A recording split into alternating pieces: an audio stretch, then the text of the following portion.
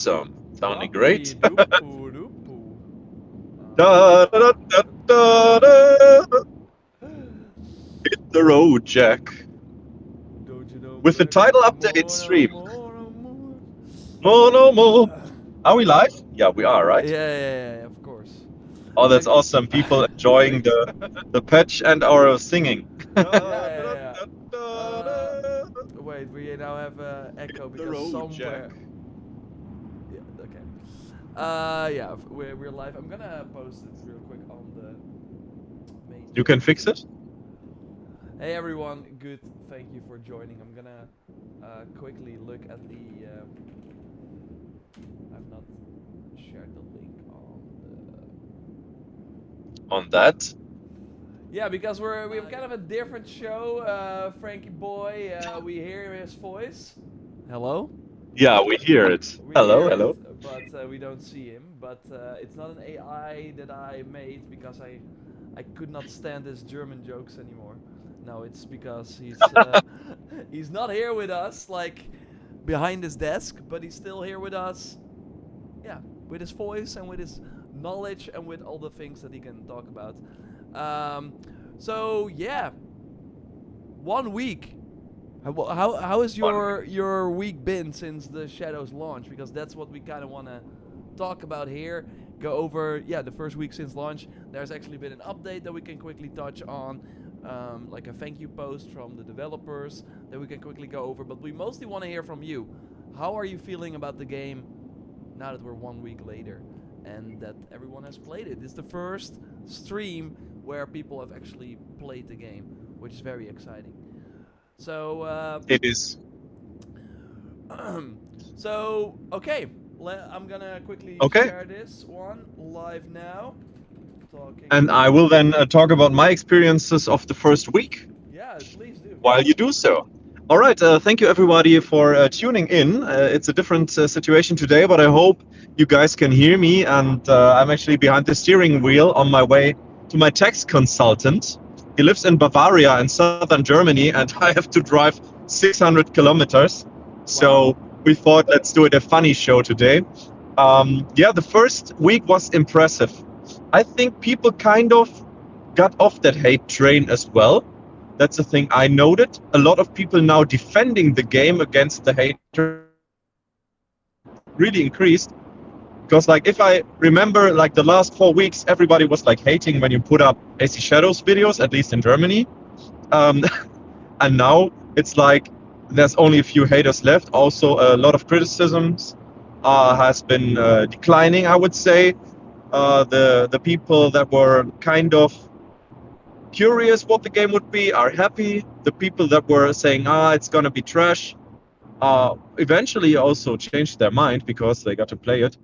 Um, yeah, there's like one example of a German creator, and he's saying like he was pretty critical about that whole thing, and now he's saying like, yeah, it's one of the best ACs in the last 5 years, um, which Ooh. is so true. Yeah, And yeah, I'm yeah. happy that people kind of changed their mind, at least from my perspective and what I've seen.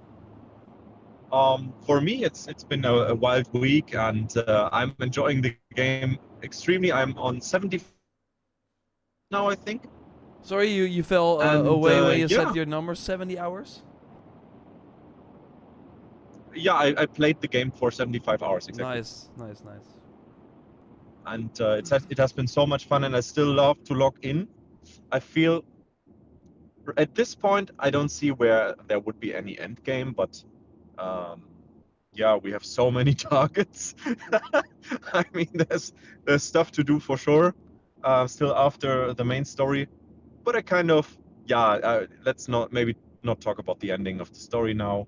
But I feel what you told me once you ended the story. Yeah, we will Let's talk just about say that it in that later way. when more people have Yeah, finished yeah. it. When But everybody did it, yeah, yeah, yeah, exactly.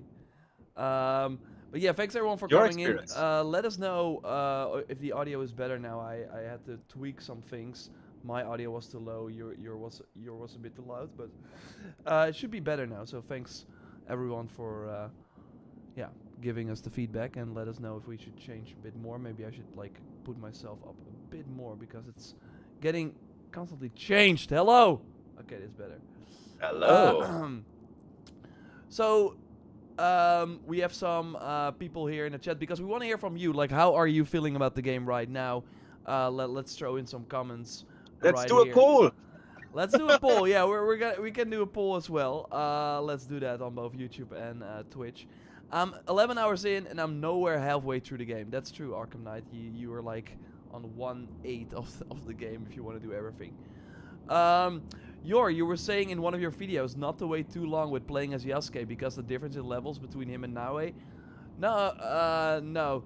That's not what I said, Boaz B, and I hope I pronounced that right.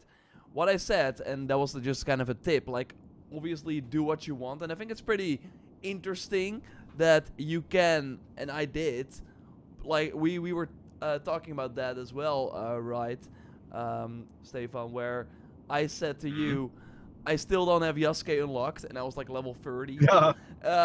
And it's cool that that is Crazy. possible, but you unlock like the 10% XP building after unlocking Yasuke. So I was basically farming a lot, doing a lot of like things to level up fast, but I would have probably saved an hour or something if I had that building in the background active all the time. That's a small thing, but still nice. And yeah, with Yasuke, you suddenly have all these orange knowledge activities appear, of course, on the in the world, and they appeared in locations that I already went to. So I was like, oh, then I have to now travel to that again. So the moment you basically have Yasuke unlocked and then explore the open world, you will immediately be able to get those knowledge points, because at one point, if you want to increase that knowledge rank, which of course early in the game very important, you hit a wall with Naue. So having the katas and the archery challenges with Yasuke really, and the Kovuns that you can then of course do with Yasuke, really helps. Definitely. So yeah, I think it's like overall, there are two surprises so far for me after 1 week. One is that,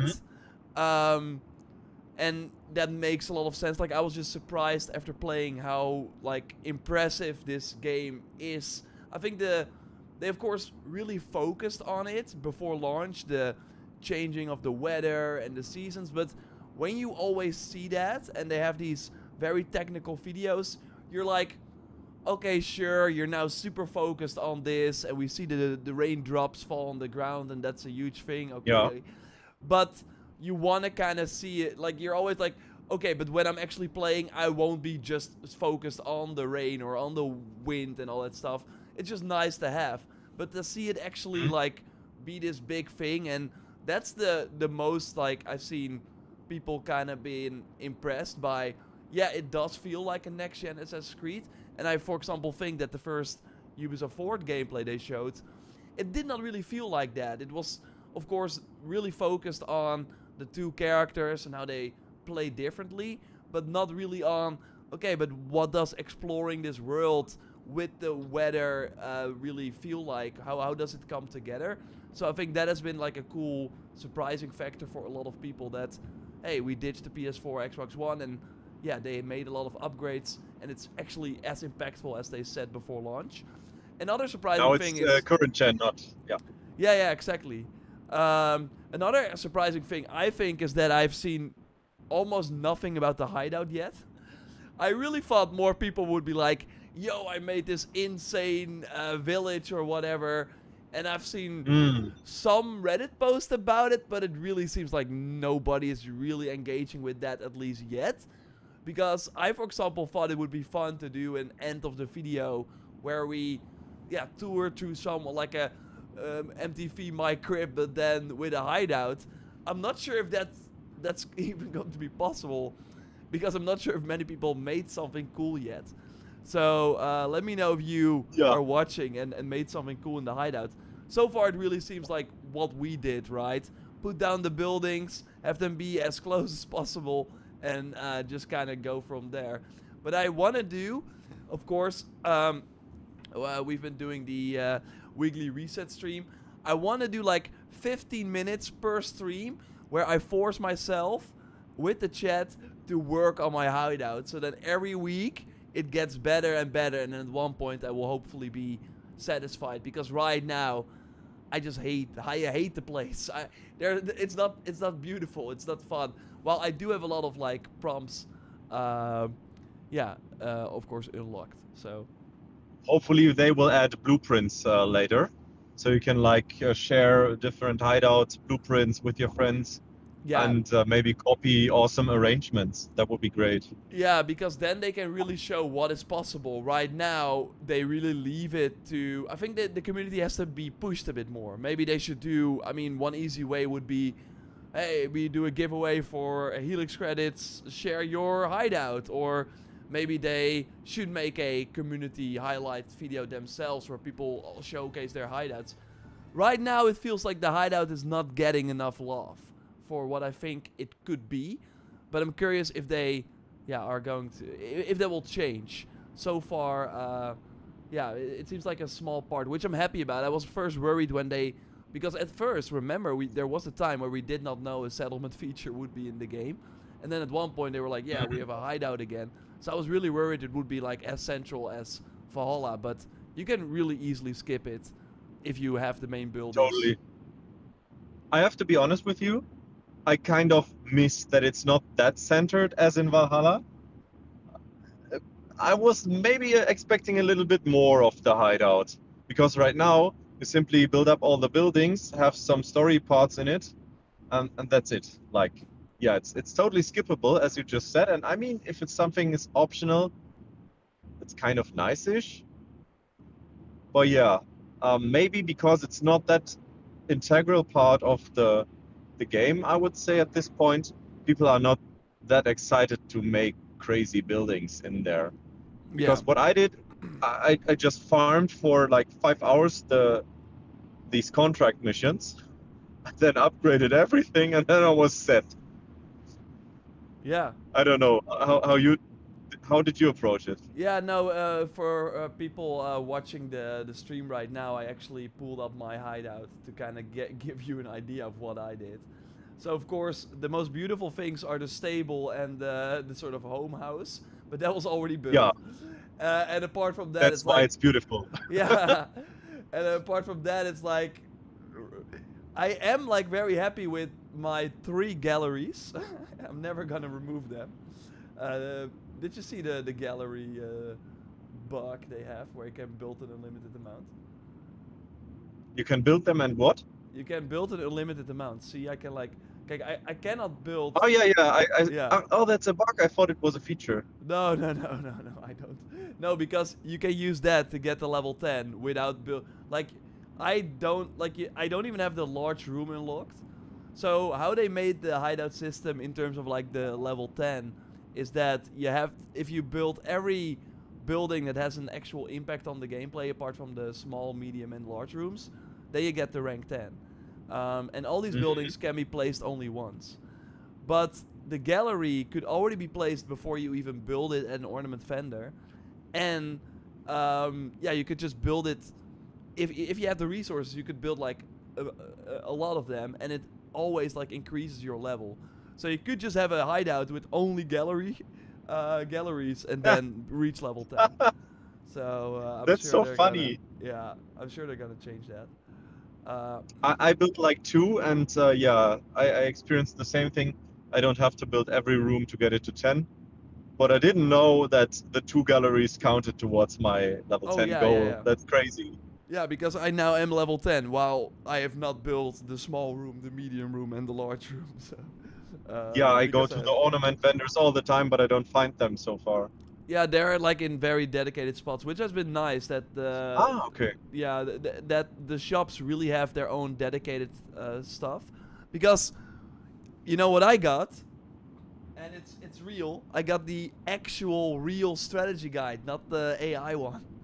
Oh, the real one. Yeah, and it has some. Mine was cancelled. My order was cancelled. Oh, really? That's so bad. Oh no, Yeah. I still got it. So, and that for example has all the perks, and then also says, oh, you get it from this merchant in this region. So then you know, okay, this is actually a dedicated spot for it. Because I was kind of worried about that in general, that we are making builds, and then we're like, yeah, use this engraving. Where did you get it? I don't know. It's just I don't know. you have to farm it. Like that was the case with Valhalla and the runes. Remember, not that the runes made a lot of impact, but it was like, yeah, I'm using all these critical hit runes. How do you get it? I don't know. Like, I don't know. be lucky, I guess. I just have them. Yeah. So yeah. What I did was every time I found a legendary item, I filmed where I looted it and opened the map. So I got my own organized file where I can look into and browse through the items. But that does not count for epic items for sure. Mhm. And I think, yeah, if you do the paths with Naui, there's always something assassin related, Moorish. And it's really worth maybe also recording that as well, yeah. Yeah. No, for sure. I Okay. actually made sure that every time I got an engraving, I also made sure that I like marked that. But how it works is that it seems to be linked to regions. So there are certain engravings you can only get in one region, and they can then either show up at the merchant, or if you don't want to buy them or are just doing a camp in that region, a chest can they basically share the same loot pool. So yeah, something from the merchant can also drop from a chest, and then it will obviously not appear at the merchant anymore. So that is but it seems to be based on per region, which is interesting. But let's get more people from the chat in. I wish the hideout had a 60 FPS mode on console. Well, and yeah, that has been us peasants on the console. We've been experiencing. I mean, I started on GeForce Now, had the smooth 60 FPS in the hideout, and then I switched to PS5 Pro, and I was like, ooh. But we have good news, everyone. We have a good news. Is it coming or will is it be already fixed there? in the next title update. So that wasn't intentional? No, frame rate can be kept at 30 within the hideout when playing the performance profile on PS5 and Xbox platforms. I think they mean Xbox Series X, because I don't think Series S even has a performance mode and can run the hideout at 60. But it is a bug. So I agree. Right now, switching to 30 FPS doesn't make my hideout experience better. But it's a bug. So with the next update, it should be going to 60. Oh, that's nice. I'm happy for you guys. I also really love the new bug reporting website. Did you see it already? I'm on the known issues. Can we like... Oh, wow. Yeah. There is like, if you go on Reddit and browse through the patch notes, they have the new bug reporting tool. And it's so awesome because you can now upvote. Oh, wow. It's really nice, and I featured this in my update video on the newest patch as well, because I get a ton of message from people saying, Ubisoft, please tell them this bug is in that game. And what I can do in case of maybe immense bugs, I can then say, yeah, here, Björn, maybe you can pass it on to the developer team, and then he will pass it to the developer team, but like that way is even shorter and will also highlight how many people have that bug, so they can now focus on the most important game-breaking bugs with that tool. And I think it's really smart what they did there. This is pretty good. Yeah, I did not know about this. So we now have it in front of us. It really looks like Trello. I'm not sure if you're familiar with that, where you can like kind of plan things and have these like different boards and move them around.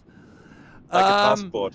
Sure. I'm gonna use my power right now because, as you might know, I can't recruit the Teppo lady, and I don't see the bug here, and it's driving me crazy.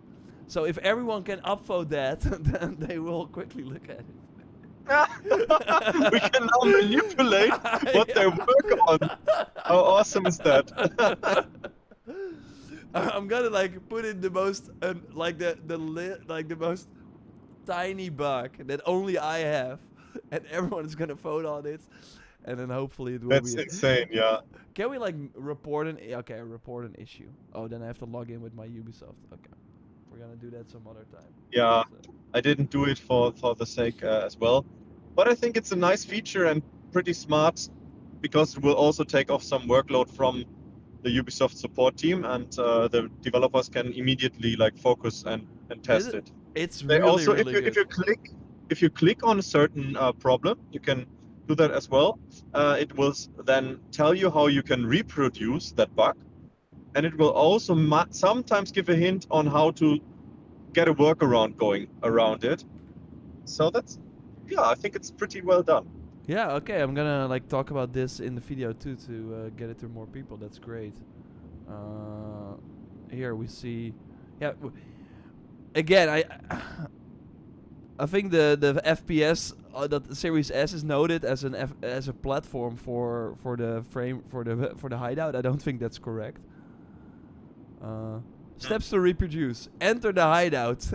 Notice the frame rate drop from 60 to 30. Yeah, That's sometimes it's silly. It's like, I know. Yeah, I mean, it's for like everybody can do it then. Yeah, Follow these steps. Just It's enter the crazy. hideout. Also, there's like a PC load up crash that sometimes is, and it's in that notes it says the probability is 20%. So like I think kind of steps to reproduce, start the game, in 1 out of 5 times it will crash. It's crazy. Oh my god. That's funny. Yeah, hideout may crash with too many customization items. Okay, that's not good. Yeah, but I mean, they limited like the lights because I think you can't reproduce what we did back then in Quebec. No, really? Or Oh. yeah, I tried to plant some lights, and I think I stumbled upon a regulation of a limit per item. So you know what you have to do to hideout may crash with too many customization items. You know how to reproduce that? Place too many items in the hideout. Game may crash. That's so funny. Thanks, Samaya, for the super chat. I did the second phase of Nawe and Yasuke quest. Of course, we're not gonna spoil them here. Not gonna lie, they're kind of peak. Agree, they are. Wish there was more like that. Wish there was more like that. I think like the part I enjoyed most about the story is it was like the last part with Naue and Yasuke, and it really, like Valhalla did the same. It had a great start and a great ending, and I think it was kind of similar. Yeah. I think it's like. Though the ending, yeah, let's not talk. No, let's not go in depth on it. But it is interesting. I think that's just the nature of how these games are made and how big they are. That they have to divide. They have to divide regions to different studios, and that's what you kind of see. You go like, you really notice. Okay, we have all these targets that we're going after, but basically, every target has their own play space. They have their own region. So you have Ubisoft Singapore. I'm not sure if they made like one of those targets or the one insert other like Singapore. We have Sophia maybe did one of those, but they design that region around that character and then make the story around it too. So that's why you also, and that's what I kind of noticed, a kind of quality difference between certain like quest lines. Some were more interesting than others because it's just simply a different team working on those. And yeah, that's seems to be for them one of the only ways to make the game this big.